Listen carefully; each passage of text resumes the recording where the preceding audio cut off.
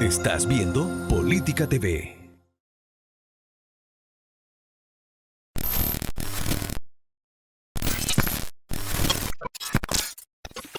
El Centro, el diario informativo de la región del Maule.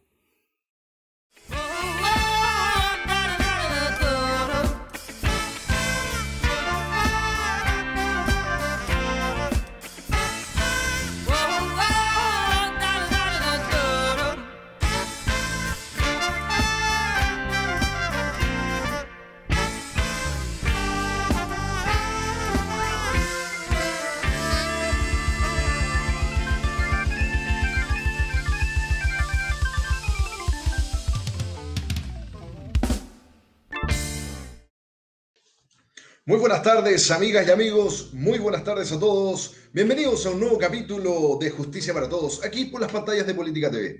Somos un medio independiente y pluralista al servicio de la comunidad, con el objeto de acercar a las personalidades y personajes que se dedican a los poderes del Estado y también que están influyendo en el desarrollo de nuestra hermosa sociedad y nuestro hermoso país. Pero hoy en día tenemos un tremendísimo invitado con una dilatada trayectoria en lo profesional.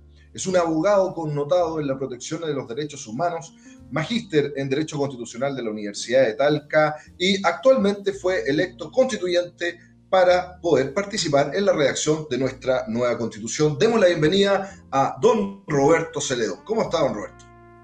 Encantadísimo de estar con ustedes y a través de ustedes con la comunidad de Talca, Curicó y quizás más allá de estas fronteras. Te agradezco mucho la invitación y estoy a tu disposición. Tú consulta. Muchas gracias, don Roberto. Lo cierto que hemos tenido desde octubre del año 2019 hasta la fecha una serie de modificaciones estructurales, políticas, sociales, digámoslo así, y también con sus efectos económicos propiamente tal. Usted es un hombre con una tremenda trayectoria y hay que hacer un reconocimiento también en la protección de los derechos humanos que usted permanentemente ha tenido como abogado, una labor muy destacada para que también la comunidad sepa de quién estamos hablando. Don Roberto, usted es abogado de profesión, en algún momento también incursionó en una candidatura a diputado, tuvo hartos votos, pero por el sistema electoral binominal en su oportunidad no pudo acceder a la Cámara. Hoy en día lo tenemos electo constituyente, representando también un sector determinado, y ahí para ir buscando plasmar estas ideas en la nueva Constitución. Dentro de su labor intelectual y su experiencia, cuéntenos un poco ¿cuáles son las principales ideas que lo motivaron a formar parte de este proceso como constituyente?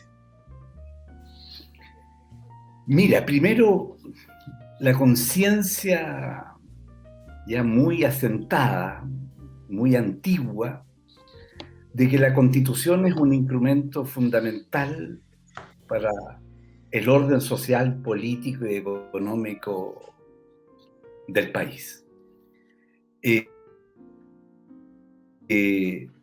Y por eso hay una Constitución del 80, que fue en un periodo de quiebre constitucional en nuestra historia política y con muchísimos efectos en todo orden de cosas, especialmente, y es el aspecto que a mí me ha preocupado, el aspecto del respeto a los derechos humanos y de convivencia entre nosotros. Yo creo que esa Constitución causó una alteración muy profunda de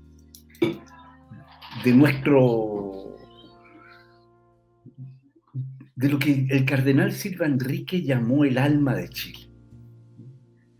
Y cuando hablamos del alma de Chile, yo creo que es muy importante, es un concepto de mucha profundidad. La Constitución tiene que ver con la historia de nuestro país, con las aspiraciones de nuestro pueblo, con el espíritu general que que nos da una idiosincrasia en relación a otros pueblos. Y esta es una constitución ajena, la constitución del 80 fue ajena al espíritu de los chilenos, a la historia de nuestra patria, porque fíjate que introdujo,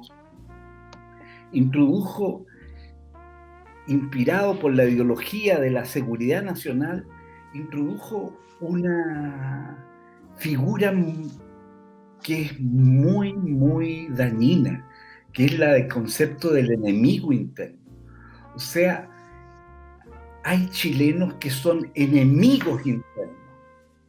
Eso rompe de por sí la fraternidad, eso rompe el estatus de aquellos que se les dice que son enemigos. Tienen desde luego una percepción de peligrosidad, etcétera, de exclusión social. Y te quiero decir algo, Nicolás, y lo invito a todos. Fíjese que yo me introduje el otro día en la biblioteca del Congreso Nacional, que es una fuente de información enorme, básicamente sobre leyes, sobre la historia de las leyes. Pero aquí había no sé cómo le llaman ustedes estas, como ítem, así, no sé, una franja, por decirlo así, que decía proceso constituyente. Y fíjate, me introduje a esa para saber si había algo que yo no sabía y que debía saber.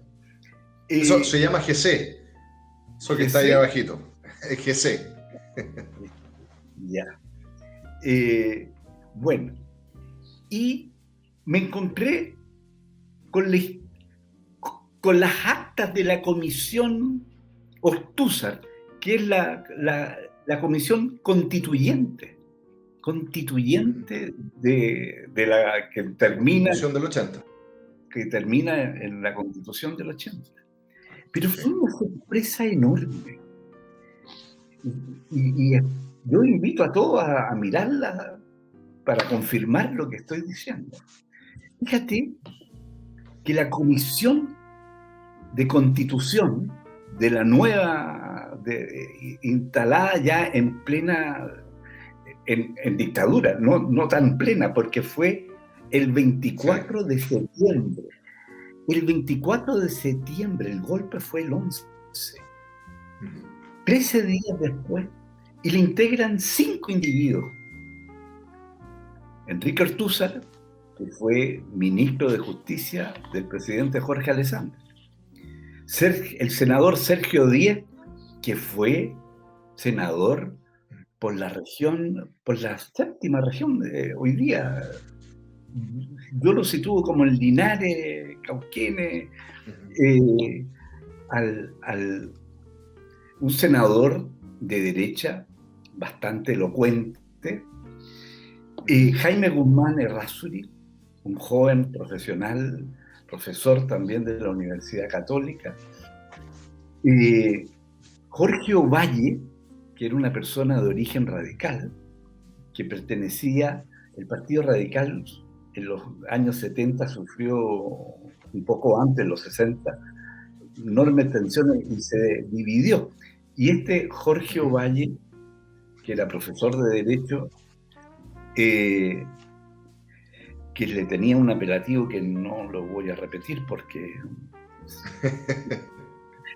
en la relación a su figura física. Es historia. Son anecdóticas, así que también yo creo que la gente vaya sabiendo, los jóvenes. Era de la democracia radical. Y un quinto que no recuerdo en este instante. Pero fíjate que el 24 de septiembre se constituye esta comisión. Las actas comienza con él. Y no había sido, y ¿sabes tú cuándo fue creada? Según las propias, fue formalmente creada el 27 de octubre de 1973. Pero ellos se constituyeron el 24 de septiembre. El 24. Septiembre.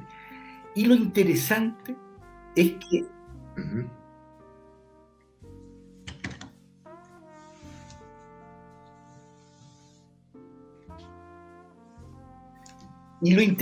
define las bases sobre las cuales se va a construir esta nueva constitución. Sí. Y uno de los puntos principales es la exclusión de los partidos, completamente contradictoria con el espíritu nacional y qué sé yo. Sí. Alejandro Silva Bascuñán era el integrante que faltaba. Pero don Alejandro Enrique Evans de la Cuadra y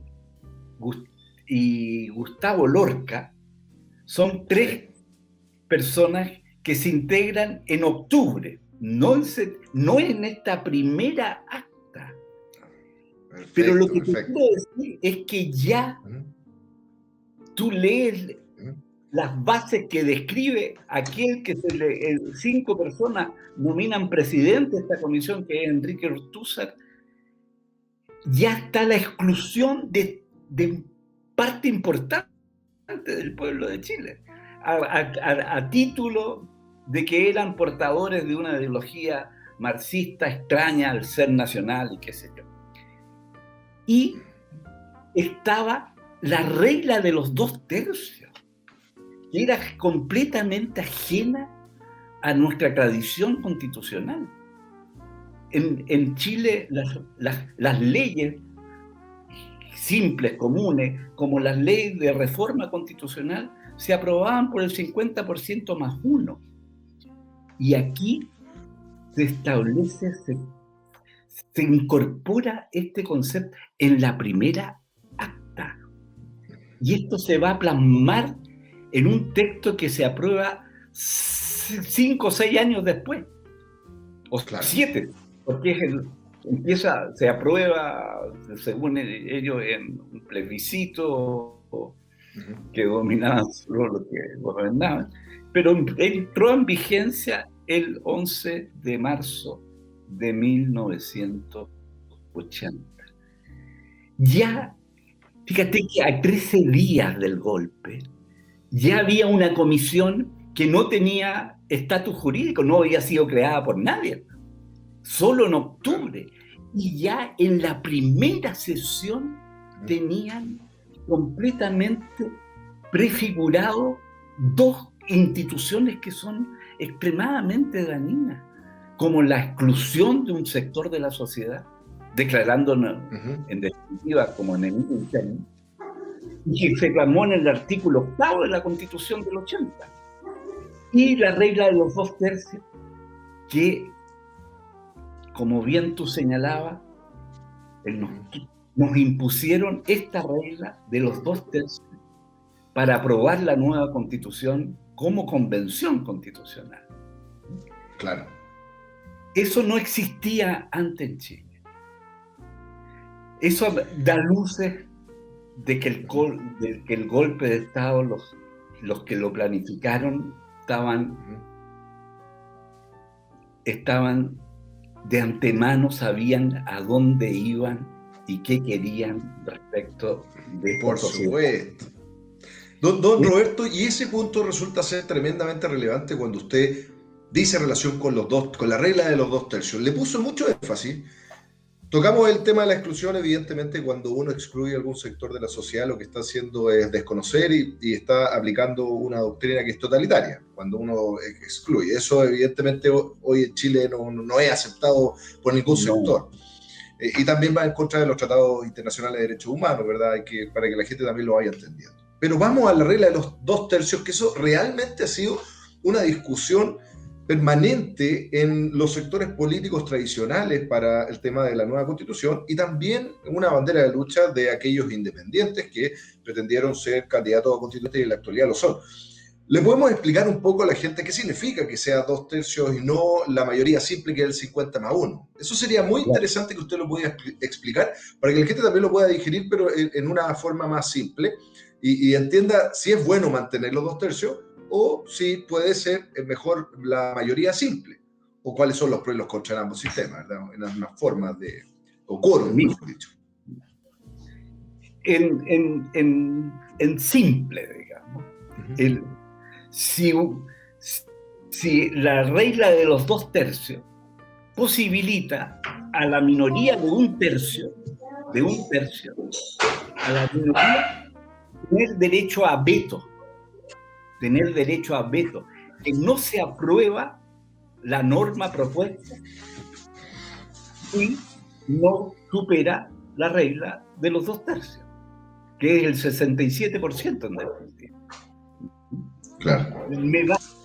Me basta con un tercio, con el 33%, para imponer mi voluntad al 67%. ¿Ya? Yo te quiero dar también un dato que es muy importante, porque en Chile siempre la tradición también democrática de nuestro país siempre respetó estrictamente la Constitución. Fíjate que la Constitución del 25 solo tuvo 10 reformas. En una se creó la Contraloría General de la República. En la presidencia de Jorge Alessandri hubo 2 reformas. En la presidencia de Eduardo Frei Montalva hubo 2 reformas importantes, y bajo la presidenta Allende lleva la firma del presidente Allende una que fue llamada el Estatuto de Garantía, que fue una cosa muy importante y que en definitiva se tramitó durante el gobierno de Eduardo Frei Montalva, pero se publicó en enero del 71 en Chile, y ya estaba al mando de la nación el presidente Allende. Y la ley de nacionalización del cobre, que es de julio del 71. Esas son las 2 reformas. Esta Constitución del 80 lleva más de 50 reformas y sigue siendo mala. Y ¿qué le puedo decir? ¿Sí? Es que es muy importante plantear ¿qué necesitamos incorporarle desde su visión. Ustedes mencionan, es una Constitución que es mala. ¿Qué podemos incorporarle? Sí, lo que yo te quiero decir es que los chilenos, los padres, en la Primera República, por llamarlo al periodo que dura hasta el año 73, había una responsabilidad y un respeto a la Constitución que no estaba sujeta a las mayorías ocasionales de los partidos políticos. Era la norma fundamental y se respetaba estrictamente. Y todas las reformas, nada tenía de coyuntural, eran temas muy relevantes para la sociedad. El funcionamiento. Aquí no, aquí se usó para oprimir, para reprimir. ¿Qué es lo que yo estimo que es lo fundamental en la nueva Constitución? En la nueva Constitución, bueno, voy a referirme solo a lo que estimo que es esencial. Sí. El reconocimiento de que la afirmación de que la soberanía radica en el pueblo.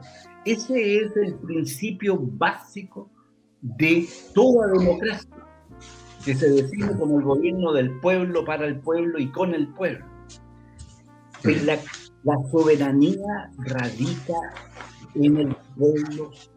Ese es el soberano, ese es el sujeto que nos representa y manda respecto del desarrollo institucional, normativo del Chile.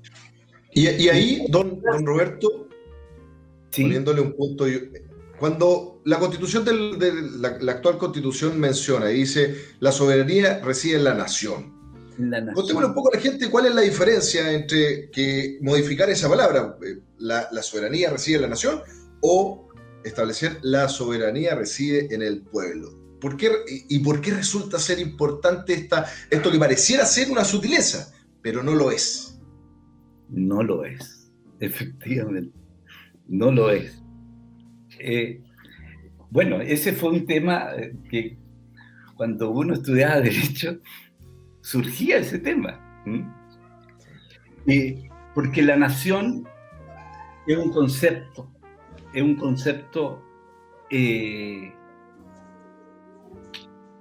indeterminado, por decirlo así.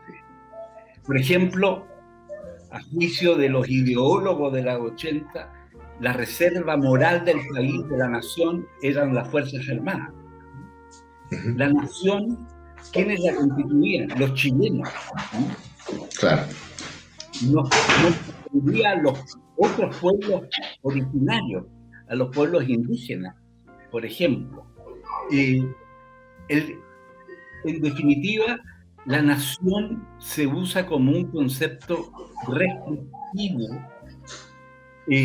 y no cargado de cierta ideología y no un concepto objetivo, porque cuando uno dice la soberanía reside en el pueblo, nos remite el concepto de pueblo, nos remite en definitiva, sin discriminación de ningún orden, a los ciudadanos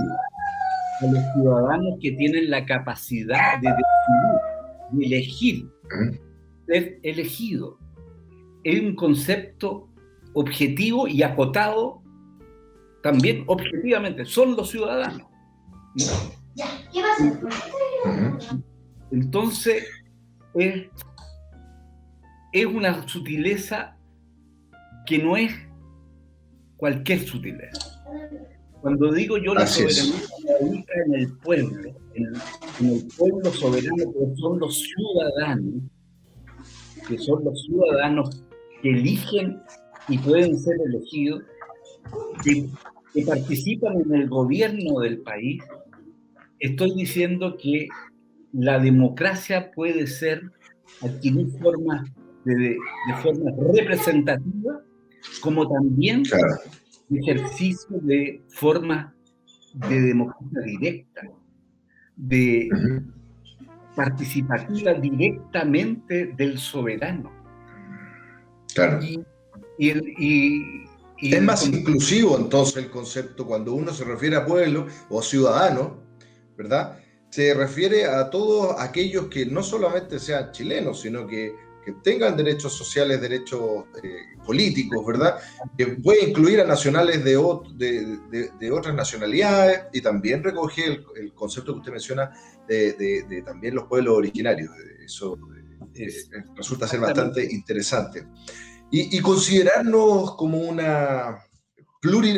Estado plurinacional, es parte de su idea, porque en definitiva sabemos que tenemos varias, bueno, está lo que somos chilenos, pero tenemos mezcla de migrantes de muchos, hay muchos de la ex Yugoslavia, actual Croacia, árabes, para qué decir, en el norte tenemos muchos también coterráneos que son descendientes de peruanos, de bolivianos, aymara, mapuche, etcétera, tenemos mucho. Entonces, su idea al respecto es recoger también esto para que quede como bastante claro, en definitiva. Bueno, por cierto, Chile somos todos mestizos al final de cuentas. Y es una realidad bastante extendida en todas las naciones del mundo, digamos. Yo, por razones de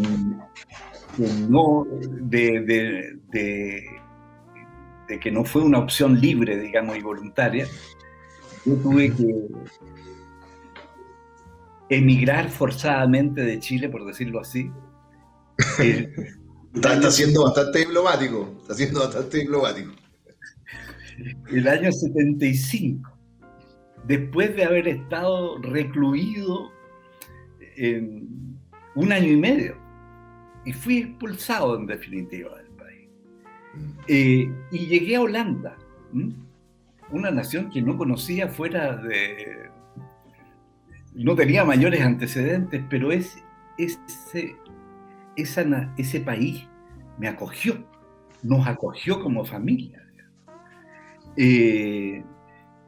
Un país maravilloso, digamos, maravilloso, Pero cuando tú entras a la sociedad holandesa, hay una diversidad de etnias, incluso de raza, porque fue, y no como otras, digamos, fue levemente, pero fueron naciones colonizadoras. Así es. Y a los países, a las poblaciones originales de las colonias, les reconocían la nacionalidad, la participación. No era como tan grande como el Commonwealth del Reino Unido, de Gran Bretaña. Pero tú, en Europa, donde vayas, ¿para qué decirte los franceses? En todas partes hay una mezcla que los chilenos en general no conocíamos, porque Chile es de alguna manera una isla continental. Al norte está el desierto, al sur está la Antártida, al oriente está la cordillera de los Andes, y después al poniente el mar, el Pacífico. Entonces Chile tenía mucha cultura isleña. No estaba acostumbrado mucho a las mezclas. Las integraciones, se integraron dos provincias a raíz de la Guerra del Pacífico. Antes éramos un poquito más pequeños, digamos. Entonces... Fuimos bastante más grandes. Recuerda cuando éramos Capitanía General, teníamos casi toda Argentina, de hecho. Claro, bueno, efectivamente los pueblos, el pueblo mapuche atravesaba la cordillera, digamos. Claro. Ocupaba parte importante de Argentina, es efectivo. Sí.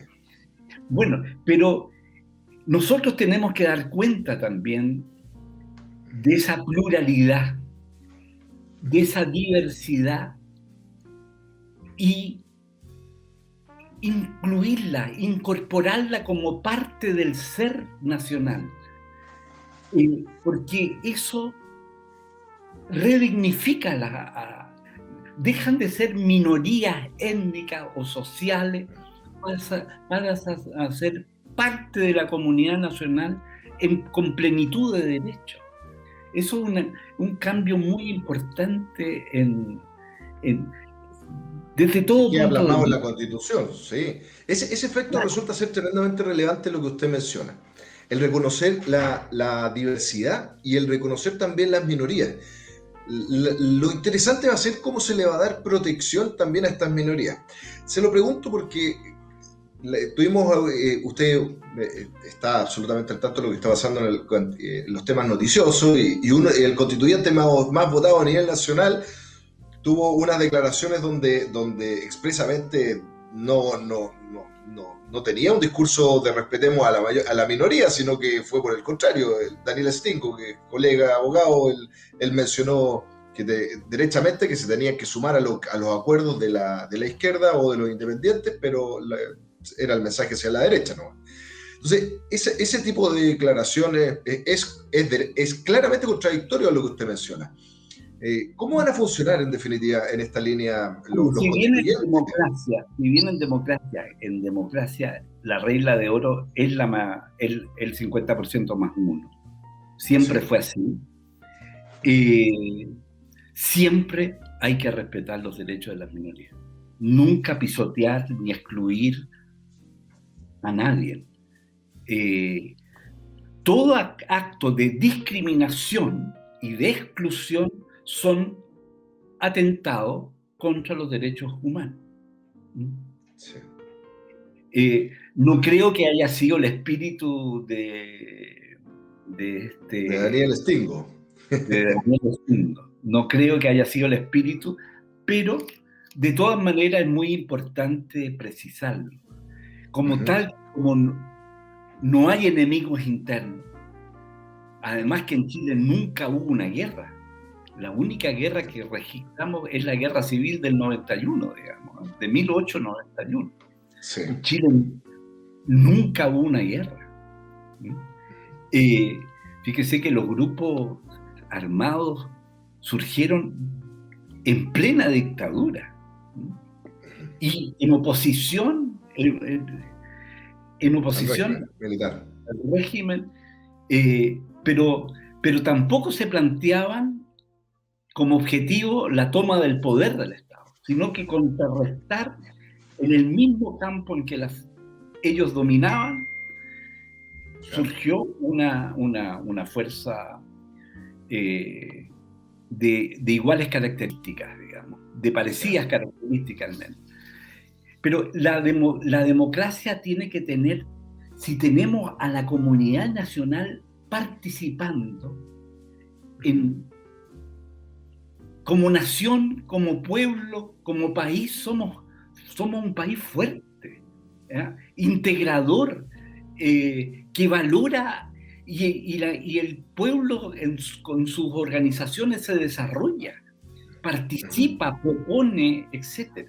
Entonces, forma de democracia representativa y forma de democracia directa, como la iniciativa de ley popular, como el referéndum revocatorio, como los plebiscitos como forma de dirimir conflictos o de pronunciarse sobre determinadas materias de relevancia nacional.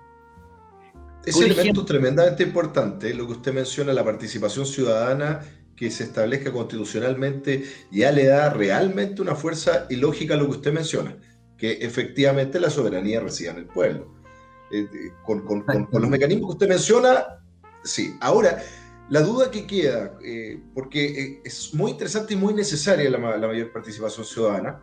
Ahora, hay dos ejes que me gustaría que tratáramos. Primero, el voto voluntario. Segundo, cómo nos cuidamos del populismo, porque también cuando el mensaje es muy sabroso hacia la ciudadanía o hacia el pueblo, tenemos el problema de que podemos caer en el populismo y eso sería terrible para nuestro país, ¿verdad? Y para todos los países en definitiva. Abordemos eso. ¿Qué opina usted con respecto al tema del voto? ¿Debe ser obligatorio la participación ciudadana? Mira, es un tema que tengo entendido que la Cámara de Diputados hace pocos días atrás volvió a aprobó la idea legislativa, sí. del voto obligatorio, digamos. Sí.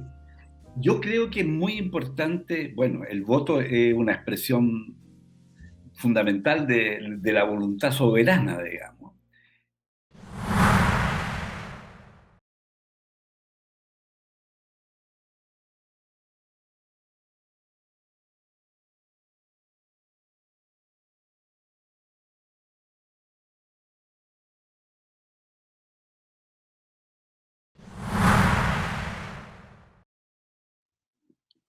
Mira, creo que te iba a decir algo en relación a esta pregunta y en relación a algo que planteaste tú inicialmente acerca de octubre del 2019, de lo que se ha llamado el estallido social, el despertar de Chile, etc. Hoy, en Chile constatamos una desafectación del pueblo de Chile en relación a las autoridades políticas y los partidos políticos. Y parte importante de este fenómeno se profundiza mucho, se ahonda enormemente con el tema de la corrupción en la política. Sí. Y yo creo que parte del estallido social es una rebelión contra los abusos de poder, contra las colusiones de los poderosos en perjuicio del resto de la sociedad, de los más pobres, y un reclamo moral. Sí. Porque Chile tenía una historia, tenía un prestigio en América Latina muy grande como un país en que no había corrupción. Entonces, que cuando se instala la corrupción, tú sabes dónde está y no sabes dónde termina. Entonces, hay una rebelión muy... Y por eso es tan importante hoy día incorporar elementos de democracia directa. Entre ellos, por ejemplo, el referéndum revocatorio.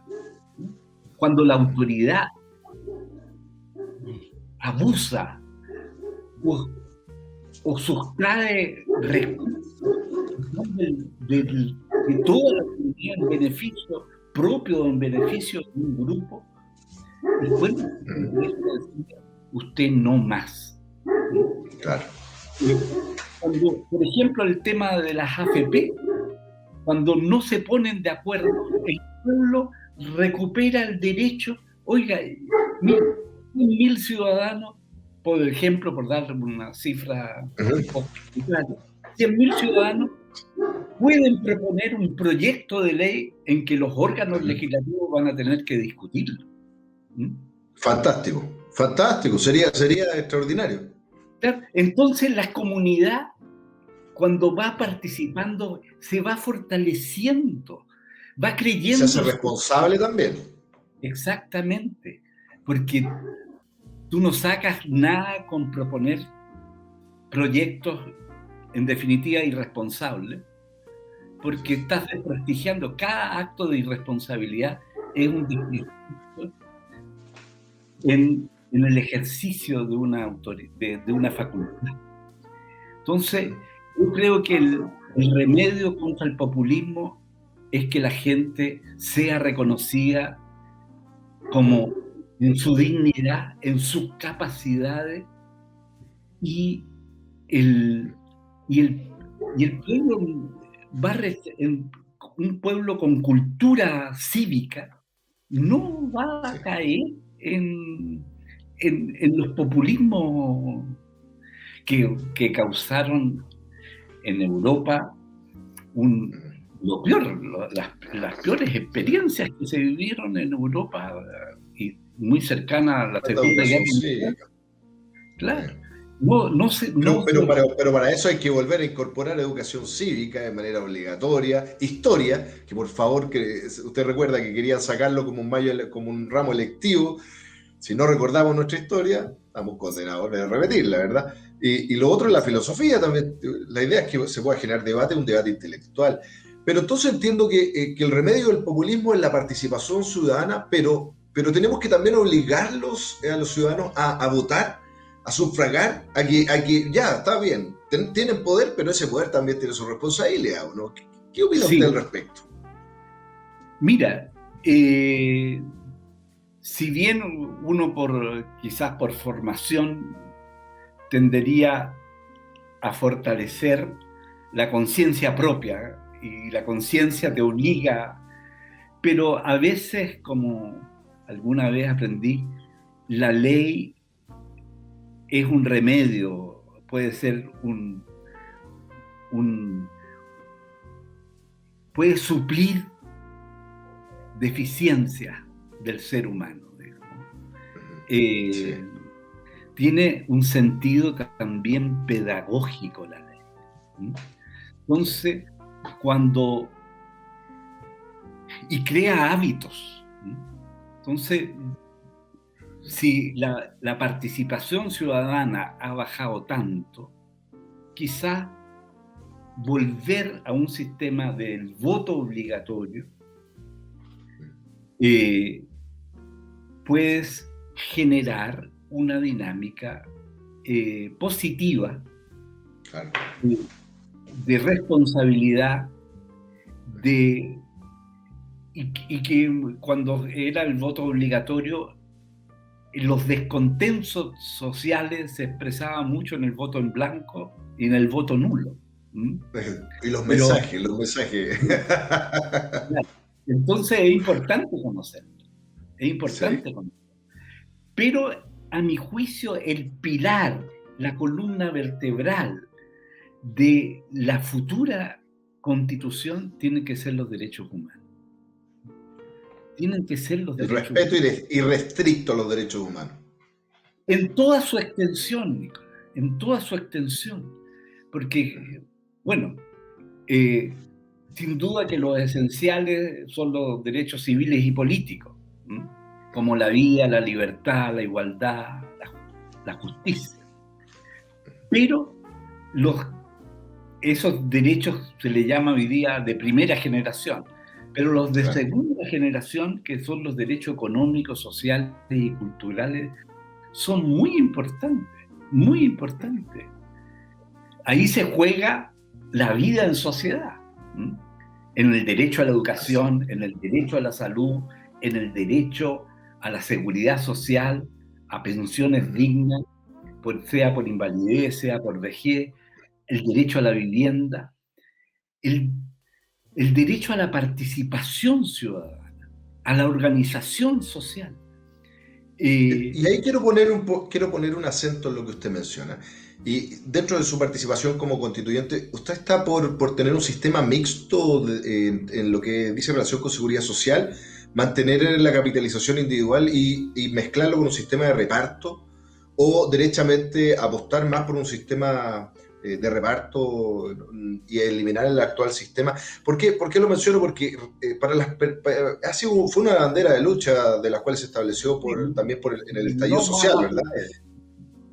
Claro, y se promueve también el no más FP, pero resulta que aquí también hay que administrar. ¿No? Hay que saber que nosotros somos un país chiquitito, no somos un país tan rico como algún país en Europa, ¿verdad? Y que también pueden haber orden de prioridades. En ese contexto, y usted como constituyente electo. Yo te voy a decir... Con su experiencia internacional también. Mira, te voy a decir mi opinión al respecto. Uno, en Chile existió siempre un sistema de reparto, que se llama, de solidaridad, que es el fundamento de lo que se llamó en Europa la sociedad de bienestar. Claro. En Chile existió muchos sistemas previsionales. La caja de previsión de empleados particulares, de empleados públicos, bancaria, del hipódromo incluso, cuánto sector laboral tenía posibilidades de obtener un sistema, y se crearon la caja de empleados municipales, la caja de obreros del seguro social, qué sé yo.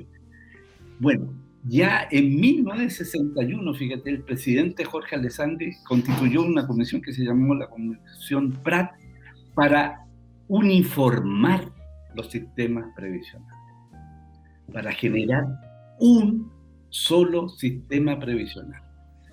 Esa idea que se instaló, pero no fue materializada, no se priorizó.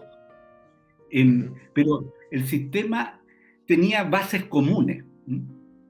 También estaba de carabineros, de las Fuerzas Armadas, etc. Y sigue solo sigue en relación a las Fuerzas Armadas, las antiguas cajas de previsión. Caja que se llama Caja de Defensa Nacional.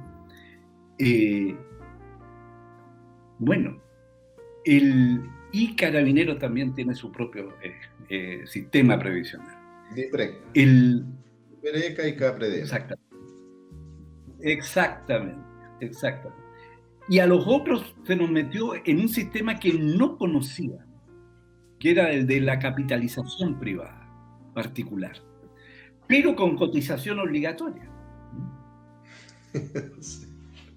Entonces, yo creo sinceramente que la única manera de asegurar a todo un país, a toda una población, tiene que haber una norma común para todos, sin distinción.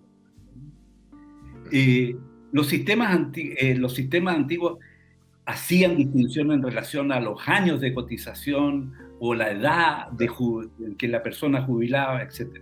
Hay que estudiar todo ese sistema.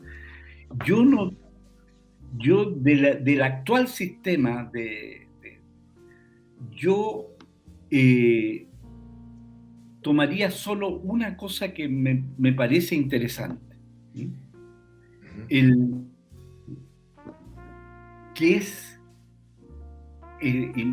no conozco bien esta particularidad que te voy a mencionar, que es el mantener vivo ese dinero, no estancado. Claro, El que genere utilidades. Que se pueda multiplicar, que haya inversiones que permita que al capital propio tú le puedas agregar, consolidar e incrementar este capital para exactamente para financiar la seguridad social, puedas trabajar. Por ejemplo, y con participación ciudadana, con control y participación ciudadana.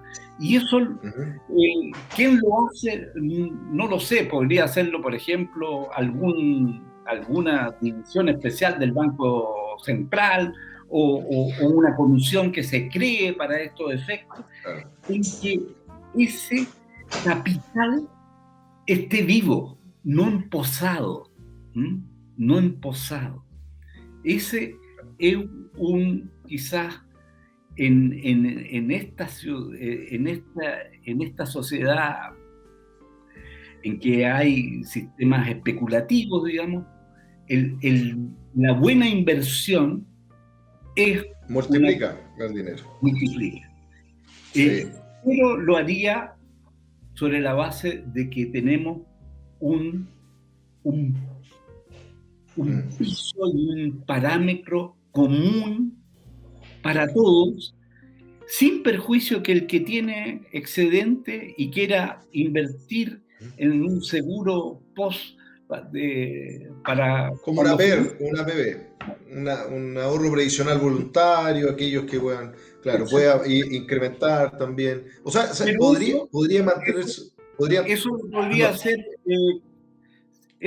pero está dentro de las decisiones y de las posibilidades de cada uno. Pero el piso común para todos los chilenos, sin discriminación, lo tendría asegurado. A través del sistema como responsabilidad del Estado y como el sistema de reparto. No es, si bien son aportes múltiples, sí. Antiguamente era del trabajador, del empleador, en el año 81 con el plan de Piñera, de José Piñera, solo imponía el trabajador, no imponía el empleador. Antiguamente, en todas las cajas de previsión, los fondos se formaban con el aporte del trabajador y el aporte del empleador. Hoy día es un mix. La presidenta Bachelet incorporó temas porque las pensiones fueron un fiasco en relación a lo que se había anunciado. Y en definitiva, en parte importante son financiadas por el Estado, como pensiones mínimas. Sí, básica solidaria.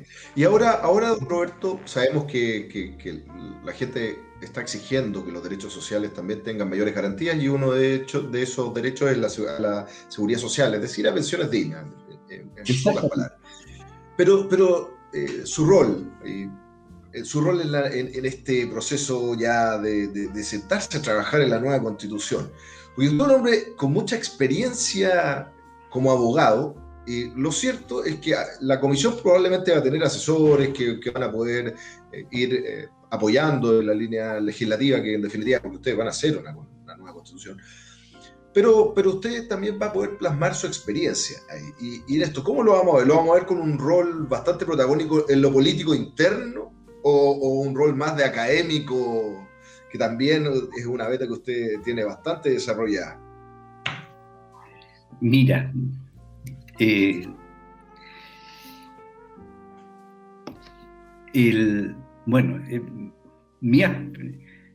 mi profunda aspiración cuando se abrió esta puerta, tremenda puerta, como un método además de resolver nuestras crisis profundas, digamos. Porque en el estallido social, en el fondo, hay una rebelión que se expresa, ¿sabes tú?, en la tremenda cantidad de listas de independientes y en la tremenda votación que sacaron los independientes. Así es.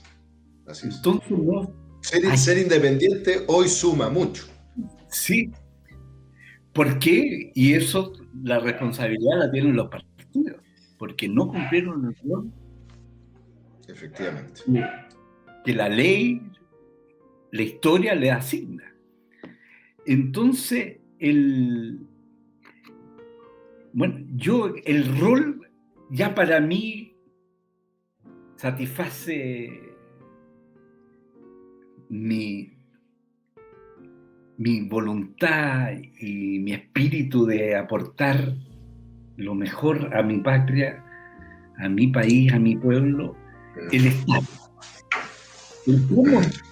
¿Cómo voy a estar? La verdad es que no lo sé. No lo sé. Me invitan no sé, fíjate que son 155 ciudadanos, 18 de expresión del pueblo original, y que abarcan todos los distritos del país.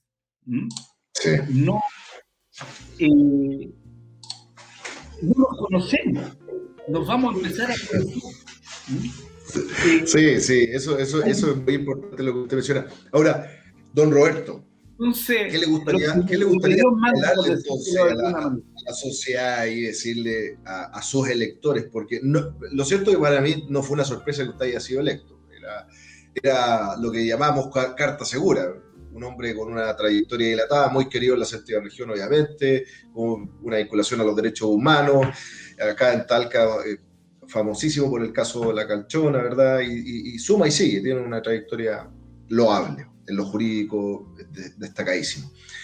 ¿Qué le gustaría transmitirle a la ciudadanía ahora, decirle a aquellos jóvenes que están emprendiendo en este viaje de la política, en el conocimiento, y a aquellos no tan jóvenes también que están participando para estas próximas elecciones? Viene la segunda vuelta de gobernador, ahora también vienen las presidenciales. ¿Qué le gustaría transmitir a la gente con esta conciencia cívica que usted tiene? Mire, yo quisiera decirle que hoy día es un tiempo de esperanza. Todos nos necesitamos para reconstruir lo que, perdón que lo cite, pero yo aprovecho de que era de Talca el señor. Todos nos necesitamos para construir verdaderamente un país de hermanos. Que hagamos Chile un país donde reine la igualdad, la justicia, el respeto, el reconocimiento de la dignidad de todos. Y vamos a construir un pueblo y una sociedad muy superior a la que hoy día tenemos. Por lo tanto, creo que es muy importante que participen. Hay una segunda vuelta respecto de las dos primeras mayorías en gobernador en la región del Maule. Hoy día conocí, no sé si podré decirlo, no sé. Por supuesto, por supuesto. Hoy día conocí a... No hay censura, no tenemos censura aquí, don Roberto. Hoy día conocí a una mujer que debiese ser, que sacó la primera mayoría, y me pareció extremadamente responsable, seria, competente, y que tiene experiencia ya en el CORE, en el Consejo Regional. Me pareció una mujer muy, muy competente, la que el pueblo eligió en primera mayoría. Me refiero a la ciudadana Cristina Bravo. Pero lo que viene en el futuro próximo, fíjate que se van a dar en paralelo varias. Se va a constituir la Convención Constitucional. Van a ir ahí a 155 personas. Pero también tenemos elecciones de diputados, de senadores, de presidente y core. Consejeros regionales. Exactamente. Sí. Mira la cantidad. Y todo en paralelo. Todo en paralelo. Sí. Y a nosotros nos dieron 9 meses, como alguien me dijo hace pocos minutos atrás, como la gestación de un hijo, prorrogando por 3 meses. Y en ese tiempo tenemos que hacer nuestra tarea. Y esa es nuestra obligación. Porque la nueva Constitución empezaría a regir en este itinerario, digamos, en el primer semestre quizás del año 2022, con otro presidente de la República, que no sabemos quién va. Así es. Pero está cargado el tema un poquito para la izquierda, ¿qué quiere que le diga? Así que las probabilidades dicen que va para allá. Así dice lo que uno ve y escucha. Sí. Pero bueno, ¿para qué te voy a decir? Después podríamos conversar. Pero es yo estoy lleno de esperanza sobre Chile. Tuvimos una experiencia singular, muy importante, que es la primera elección paritaria que se da. Sí. Un hombre y una mujer. O sea, viene una etapa en que la mujer va a estar en plenitud, representada y participando. Y es un hecho también nuevo. Sí. Yo debo decir, y lo he contado, que cuando fui profesor universitario, debo reconocer que los más estudiosos eran las alumnas, las mujeres. No creo que haya cambiado. Las mejores notas normalmente son las mujeres. Son las más metódicas. Son las más metódicas. La mujer chilena, voy a decir algo, porque conocí, como te contaba, forzadamente salí alguna vez, otras veces ya no forzadamente, pero la mujer chilena es maravillosa, es sangre indígena. Nosotros los hombres somos más callados, a pesar que hoy día he tenido que hablar demasiado, pero somos de una estructura más campesina, observamos, decimos pocas palabras. La mujer se explaya, la mujer en la sociedad indígena, las que mandan, no solo son las machis, digamos. La mujer juega un rol fundamental. Las machis, ¿para qué decir? Yo he sido abogado de pueblos indígenas como el mapuche, el rapanui, pero son experiencias interesantísimas desde un punto de vista del conocimiento, de la cultura, todo. Exactamente.